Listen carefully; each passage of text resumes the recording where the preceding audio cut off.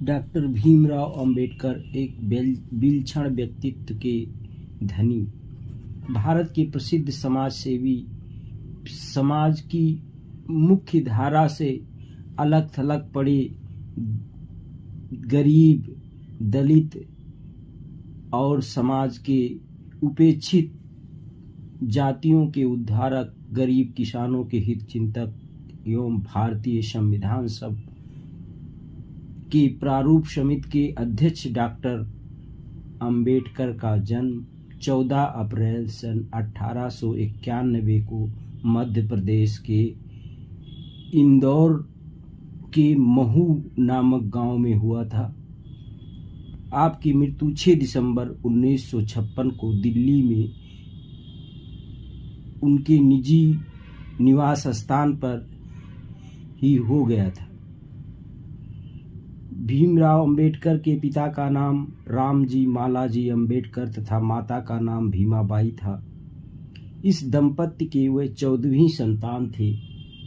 उनका पूरा परिवार सदगुरु कबीर का अनुयायी था। बाबा साहब के पिता श्री रामजी जो ब्रिटिश फौज में सूबेदार थे, इसलिए बालक बाबा साहब का पालन पोषण अच्छे ढंग से हुआ। वो बचपन से ही कुशाग्र बुद्धि के थे और हमेशा चिंतन किया करते थे। छुआछूत व जात भेद का शिकार वह जरूर हुए थे, किंतु उन्होंने अपनी प्रबल इच्छा शक्ति और कुशाग्र बुद्धि से इस पर विजय प्राप्त करने की कोशिश की, अस्पृश्यता के विरुद्ध संघर्ष किया और भारत के संविधान में अस्पृश्यता उन्मूलन के लिए जो प्राविधान किया, वो स्वस्थ स्वतंत्र भारत के लिए, भारतीय लोकतंत्र के लिए एक आदर्श था। बाबा साहब अपने समय के सबसे ज़्यादा पढ़े लिखे, सबसे ज़्यादा संघर्षशील, सबसे ज़्यादा क्रांतिकारी विचार वाले व्यक्ति थे। उन्होंने हिंदू मुस्लिम राष्ट्रीयता के समानांतर भारतीय राष्ट्रीयता की स्थापना पर जोर दिया था। उन्होंने साम्राज्यवाद और राष्ट्रवाद की आलोचना की और लोकतंत्र एवं लोकतांत्रिक राज का समर्थन किया। भीमराव अंबेडकर जिस समय शिक्षा प्राप्त कर रहे थे, उनके शिक्षा से प्रभावित होकर बड़ौदा के शिक्षा प्रेमी महाराज सयाजी राव गायकवाड़ ने उन्हें छात्रवृत्ति प्रदान की और इसी छात्रवृत्ति के बदौलत 1913 में उन्होंने अमेरिका के कोलंबिया विश्वविद्यालय में राजनीति शास्त्र का विद्यार्थी बनकर प्रवेश लिया। सन 1916 में भारत में जाति भेद नामक प्रबंध ग्रंथ लिखकर प्रोफेसर गोल्डन के सामने जब पढ़ा तो उन्होंने उनकी खूब प्रशंसा की। इससे उत्साहित होकर उसी वर्ष उन्होंने भारत की अर्थव्यवस्था, इंडियन इकोनॉमिक्स पर एक प्रबंध लिखा, जिस पर कोलंबिया विश्वविद्यालय ने उनको पीएचडी की डिग्री प्रदान की। सन 1924 ईस्वी में यह प्रबंध ग्रंथ P S King's and Sons London ने ब्रिटिश भारत की प्रांतीय अर्थव्यवस्था का विकास नाम से पुस्तक के रूप में प्रकाशित किया। कोलंबिया के विद्वान प्रोफेसरों ने इस पुस्तक की भूरी भूरी प्रशंसा की और भारत का बुकर टी वाशिंगटन कहकर उन्हें सम्मानित किया। सन 1917 में लंदन जाकर उन्होंने अर्थशास्त्र के लिए London school of economics and political science में तथा और आगे चलकर कानून के लिए ग्रेजुएशन में अपना नाम लिखाया। जब वह इंग्लैंड से स्वदेश मुंबई आए तो सबसे पहले उन्होंने बड़ौदा में सयाजी राव महाराज से मुलाकात की। महाराज ने उन्हें मिलिट्री सेक्रेटरी के पद पर नियुक्त किया। बम्बई में डॉक्टर अंबेडकर ने the small holdings in India and remedied नाम की एक पुस्तक प्रकाशित की। उन्होंने अपने जीवन का एकमात्र ध्येय हिंदू समाज के अन्याय तथा अत्याचार के प्रतिकार करके अस्पृश्योद्धार करना निश्चित किया। जुलाई 1918 में मतदान हक के विषय में को लेकर साउथ वरी कमीशन के पास एक निवेदन पत्र प्रस्तुत किया। नवंबर 1918 में doctor Ambedkar Sydenham college of commerce and economics Mumbai में अर्थशास्त्र के प्रोफेसर नियुक्त हो गए। दिन पर दिन शिक्षा के प्रति उनका लगाव और लोगों को पढ़ाना उनका ध्येय बन गया। सन 1921 में लंदन यूनिवर्सिटी ने आपके लिखे हुए provincial digitalisation of imperial finance in British India नामक प्रबंध पर एमएससी अर्थशास्त्र की पदवी देना स्वीकार किया। मार्च 1923 में the problem of the rupees, its origin and it's solution नामक प्रबंध लिखने पर उन्हें डॉक्टर ऑफ साइंस डीएससी की डिग्री प्रदान की। ये प्रबंध लंदन के पीएस किंग्स एंड कंपनी ने दिसंबर 1923 में पुस्तक के रूप में प्रकाशित किया। इसे थैंकर एंड कंपनी ने 1947 में history of Indian currency and banking volume नाम से प्रकाशित किया। जून 1923 में आपने बम्बई हाई कोर्ट जुडिकेचर में बैरिस्ट्री करना प्रारंभ किया। इसी समय आपने अछूतोद्वार आंदोलन का श्री गणेश 20 जुलाई 1924 को बम्बई में बहिष्कृत हितकारिणी सभा की स्थापना करके प्रारंभ किया। अछूत वर्ग में शिक्षा का प्रसार करने के लिए छात्रालय की स्थापना करना, सांस्कृतिक विकास, वाचनालय, पुस्तकालय तथा अभ्यास केंद्र चलाना प्रारंभ किया। औद्योगिक तथा कृषि स्कूल को खोला, अस्पृश्यता निवारण के आंदोलन को आगे बढ़ाना। इस प्रकार उनका कार्यक्रम उस हितकारिणी सभा के बैनर तले प्रारंभ हुआ। सन 1928 में Indian security commission Simon commission के सामने निवेदन तथा साक्ष्य पेश किए। जून में बम्बई के गवर्नमेंट लॉ कॉलेज में प्रोफेसर नियुक्त हुए और अगस्त में दलित शिक्षण समिति की स्थापना की। इस प्रकार डॉक्टर अंबेडकर दिन पर दिन समाज से जुड़े रहे। 2 मार्च 1930 को ही डॉक्टर अंबेडकर ने नासिक के कालाराम मंदिर में अछूतों के प्रवेश के लिए सत्याग्रह शुरू किया। दिसंबर में राउंड टेबल कॉन्फ्रेंस गोलमेज सम्मेलन के प्रतिनिधित्व नियुक्त हुए। रैमजे मैकडोनाल्ड की अध्यक्षता में गोलमेज परिषद प्रारंभ हुई। डॉक्टर अंबेडकर ने हिंदुस्तान के दलित लोगों की ओर से उस सभा में कहा, हमारी जनसंख्या हिंदुस्तान की जनसंख्या का 5वां भाग है और इंग्लैंड या फ्रांस की जनसंख्या के बराबर है, परंतु हमारे इन अछूत भाइयों की स्थिति गुलामों से भी बदतर है। डॉक्टर अंबेडकर ने दलित जात के राजनीतिक संरक्षण की योजना का स्मारक पत्र तैयार करके अल्पमत उप समिति को पेश किया। इनमें पृथक निर्वाचन संघ तथा सुरक्षित सीटों की मांग की गई, जो आगे चलकर महात्मा गांधी और अंबेडकर के संघर्ष का कारण बनी। 15 अगस्त 1931 को महात्मा गांधी तथा डॉक्टर अंबेडकर के बीच अछूतोद्वार की चर्चा हुई, लेकिन कोई फैसला नहीं हुआ और झगड़ा बना रहा। 7 सितंबर 1931 को दूसरी गोलमेज परिषद में भी पार्टी के नेताओं ने अपने अपने विचार रखे, लेकिन किसी का भी समाधान नहीं हुआ और महात्मा गांधी तथा अंबेडकर में मतभेद बना रहा। 9 दिसंबर 1931 को दूसरी गोलमेज परिषद समाप्त हुई। सांप्रदायिक निर्णय करने का अधिकार ब्रिटिश प्रधानमंत्री को दे दिया गया। ब्रिटिश प्रधानमंत्री जब सांप्रदायिक निर्णय की घोषणा की तो उसमें दलित जातियों को पृथक निर्वाचन का अधिकार दिया और साथ ही आम निर्वाचन में भी मत देने व तथा उम्मीदवारी करने का अधिकार उनको दिया गया। यरवदा जेल गुजरात में डॉक्टर अंबेडकर से महात्मा गांधी की बात हुई। काफी वैचारिक संघर्ष के बाद तेज बहादुर सप्रू, सी राजगोपालाचारी, मदन मोहन मालवीय आदि के प्रयासों से काफी चर्चा के बाद 24 सितंबर को यरवदा करार अर्थात पूना पैक्ट स्वीकार किया गया और 26 सितंबर को गांधी जी ने उपवास समाप्त किया।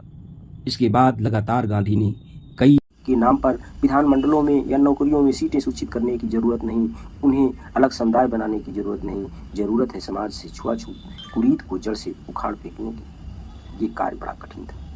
गांधी जी ने मांग की कि दलित वर्ग के प्रतिनिधियों का चुनाव वयस्क मताधिकार के आधार पर आम निर्वाचन मंडल के माध्यम से होना चाहिए। साथ ही गांधी जी ने दलित वर्ग के लिए काफी संख्या में सीटें सूचित करने की मांग का विरोध नहीं किया। अपनी मांग मनवाने के लिए वो 20 सितंबर 1932 नहीं हो सकता जो हिंदुओं ने अपने ही गरीब और असहाय भाइयों पर उठाए।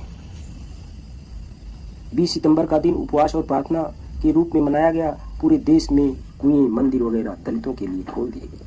रविन्द्रनाथ टैगोर ने गांधी जी को एक संदेश भेजकर कहा, भारत की एकता और उसकी सामाजिक अखंडता के लिए यह उत्कृष्ट बलिदान है। हमारे व्यथित हृदय आपकी इस महान तपस्या का आदर और प्रेम के साथ अनुकरण करें। विभिन्न राजनीतिक विचारधाराओं के नेता, जिनमें मदन मोहन मालवीय, MC रजा और BR अम्बेडकर भी शामिल थे, सक्रिय हो गए। अंतोगत्वा एक समझौता हुआ जिसे पूना समझौता या पूना पैक्ट के नाम से जाना जाता है। इस समझौते के तहत दलित वर्गों के लिए पृथक निर्वाचन मंडल समाप्त कर दिया गया, लेकिन प्रांतीय विधानमंडलों में दलितों के लिए सूचित सीटों की संख्या 71 से बढ़ाकर 147 कर दी गई। केंद्रीय विधानमंडल सेंट्रल लेजिस्लेटिव के में सूचित सीटों की संख्या 18% की वृद्धि हो रही थी। 25 सितंबर 1932 को पूना समझौता हुआ। इसकी पूरी तरह पालन का विश्वास दिलाता हूँ। गांधी जी अब अपने वचन के पूरा करने के प्रयास में जुटे। लगभग 2 साल तक गांधी जी सारा कामकाज छोड़कर छुआछूत निवारण आंदोलन में जुटे रहे। इसके खिलाफ उन्होंने बड़ा जबरदस्त आंदोलन चलाया। जेल से छूटने के बाद सत्याग्रह आश्रम वर्धा से चले गए। 1930 में ही उन्होंने साबरमती आश्रम अहमदाबाद छोड़ दिया और प्रतिज्ञा भी की, स्वराज मिलने के बाद ही वो साबरमती आश्रम में लौटेंगे। 7 नवंबर 1933 को वर्धा में गांधी जी ने अपनी हरिजन यात्रा आरंभ की। 29 जुलाई 1934 तक यानी 9 महीने तक ये देश का दौरा करते रहे। उन्होंने 20,000 किलोमीटर की यात्रा तय की। ट्रेन, कार, बैलगाड़ी और जहां कुछ न मिला वहां पैदल ही चले। छुआछूत उन्मूलन के लिए जबरदस्त प्रचार। सामाजिक कार्यकर्ताओं से सब कुछ छोड़कर हरिजनों के सामाजिक, आर्थिक और राजनीतिक उत्थान के लिए काम करने की अपील की। दलित वर्गों को हरिजन नाम गांधी जी ने ही दिया। हरिजन उत्थान के इस आंदोलन के दौरान गांधी जी 2 बार यानी 8 मई और 16 अगस्त 1935 को लंबे अनशन पर बैठे। अनशन का उद्देश्य था अपने समर्थकों को इस मामले की अहमियत और गंभीरता समझना, उन्हें संतुष्ट करना। गांधी ने कहा था, या तो वे छुआछूत को जड़ से समाप्त करें या फिर मुझे अपने बीच से हटा दें। अनशन के बारे में उन्होंने कहा, ये मेरी अंतरात्मा की पुकार है, चेतना का निर्देश है। अनशन की रणनीति ने राष्ट्रवादी खेमे को बहुत प्रभावित किया। लोग काफी भावुक थे। 8 मई 1933 को पत्नी कस्तूरबा ने विरोध किया था, लेकिन जब अनशन की घड़ी आ ही गई तो मीराबेन ने गांधी जी को लिखा, बा बहुत दुखी हैं। वो आपके अनशन के निर्णय को गलत मानती हैं, लेकिन जब आप किसी की नहीं सुन रहे हैं तो उनकी भी नहीं सुनेंगे। वो हृदय से आपके लिए प्रार्थना कर रहे हैं। थे हरिजनों की सामाजिक हैसियत कुष्ठ रोगियों जैसी है, आर्थिक रूप से दरिद्र हैं। धार्मिक स्तर पर उनकी हालात यह है कि उनके अपने हिंदू भाई उन्हें मंदिरों में, जिन्हें हम झूठ मूठ में ईश्वर का घर मानते हैं, घुसने नहीं देते। सार्वजनिक स्कूलों, सड़कों, अस्पतालों, कुओं आदि का भी वे इस्तेमाल नहीं कर सकते। नगरों और गाँव में इन्हें ऐसी जगह बसाया जाता है जहाँ किसी भी तरह की सुविधा नहीं। गांधी जी अपनी तरह से कार्य कर रहे थे। अम्बेडकर अपनी तरह से कार्य करना प्रारंभ किया। उन्होंने और अधिक ज्ञान हासिल करने, कौशल का विकास करने और सामाजिक उत्थान के कार्यों में जुट गए। था कि ये सब 32 से 34 तक joint parliamentary committee on Indian constitution reform के सभासद और जून 1933 में गवर्नमेंट लॉ कॉलेज के आचार्य तथा जूरिस प्रूडेंस के प्रोफेसर के पद पर कार्य करना प्रारंभ किया। डॉक्टर अंबेडकर के धर्मांतरण की घोषणा से भारत के सामाजिक, धार्मिक और राजनीतिक क्षेत्र में सनसनी सी फैल गई। महात्मा गांधी, कांग्रेस के अध्यक्ष डॉक्टर राजेंद्र प्रसाद, अन्य नेताओं ने दुख प्रकट किया। मुसलमान, सिख, बौद्ध धर्म के प्रतिनिधियों ने उन्हें अपने अपने धर्म में आने का आग्रहपूर्वक निमंत्रण दिया।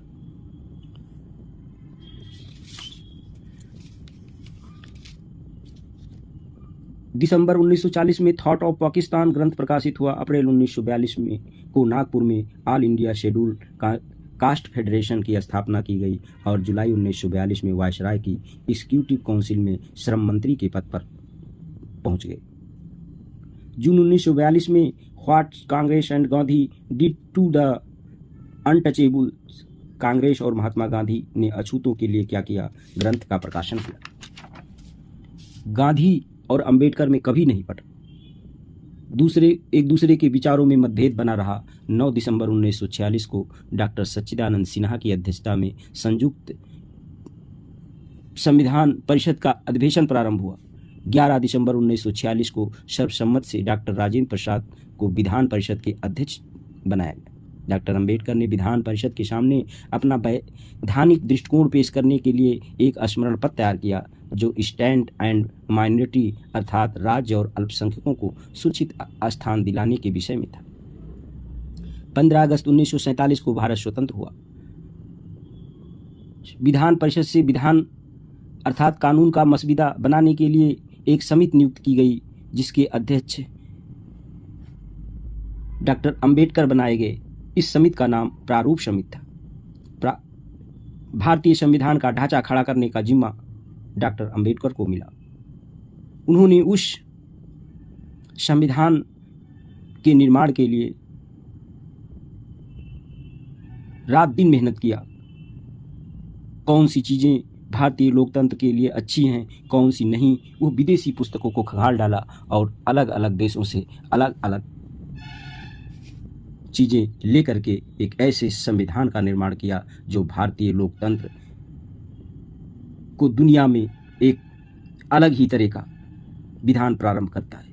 उन्होंने 4 नवंबर 1948 को विधान का मसविदा, इसमें 8 सूचियां और 315 धाराएं थीं, विधानसभा में पेश किया। अधिकांश सदस्यों ने डॉक्टर अंबेडकर की परिश्रम तथा विद्वता की मुक्तकंठ से प्रशंसा की। 1950 तक संविधान तैयार करके भारत के प्रथम राष्ट्रपति डॉक्टर राजेंद्र प्रसाद को समर्पित किया। कोलंबिया यूनिवर्सिटी ने 5 जून 1952 को संविधान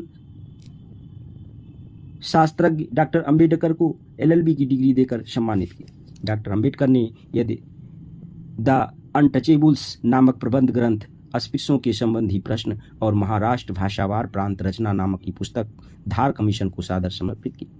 दिसंबर 1950 में कोलंबो विश्व बौद्ध परिषद के अध्यक्ष बनाए गए। जुलाई 1951 में भारतीय बौद्ध जनसंघ की स्थापना की। डॉक्टर अंबेडकर ने सितंबर 1951 में मंत्रिमंडल पद से त्यागपत्र दे दिया।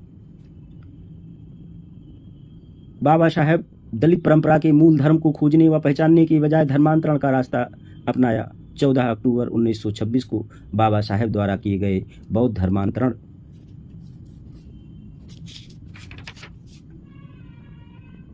की प्रतिज्ञा पूर्ण की।